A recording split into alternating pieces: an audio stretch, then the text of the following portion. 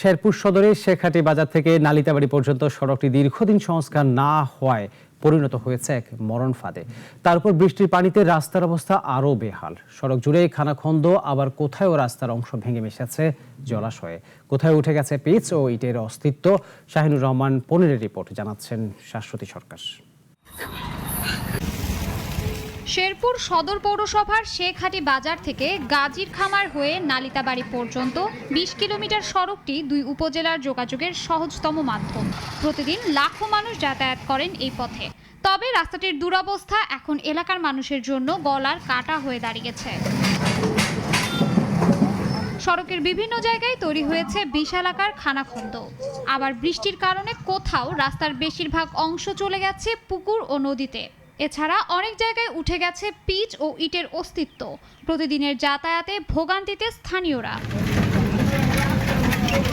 স্থানীয়দের অভিযোগ, দীর্ঘদিন সংস্কার না হওয়া ও বিভিন্ন সময় নিম্নমানের কাজের জন্য সড়কটির এই বেহাল দশা। সদর হসপিটাল আছে, অনেক রোগী যাতায়াত করে, দেখা যায় রোগীরাও অবহেলায় পড়ে আছে। রোগী মারাও যা বলতে চলে, ডেলিভারি রোগী তো আসতেই পারে না। কি আস্তে আস্তে সরকারে করে বুঝি না, 6 মাসও যায় না, ভাঙ্গা জায়গা পালা করে কাজ করে না, 2 নম্বর কাজ করেছে তো অ্যাক্সিডেন্ট নয়, উল্টা জায়গায় এই চাল্লা খালি ব্রিজের ইন্দা পানি আয় ভাঙ্গা যায়, রাস্তাটা নষ্ট হয়ে যায়, আমরা চলাফেরা করতে পারি না। রুরাল কানেক্টিভিটি ইমপ্রুভমেন্ট নামে প্রকল্প চালু হলে এ সমস্যার অনেকটাই সমাধান মিলবে বলে জানান এলজিইডির এই কর্মকর্তা। ফিজিবিলিটি স্টাডি কমপ্লিট হলে তখন আমাদের কাজ শুরু হবে।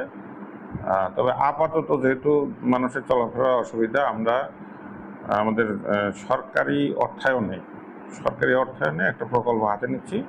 যদি এটা অ্যাপ্রুভ হয় তাহলে এটা কাজ অতি শীঘ্রই হবে। জনদুর্ভোগ লাঘবে দ্রুত ব্যবস্থা নিয়ে সড়কটি মেরামতের দাবি স্থানীয়দের। শাশ্বতী সরকার, নাগরিক।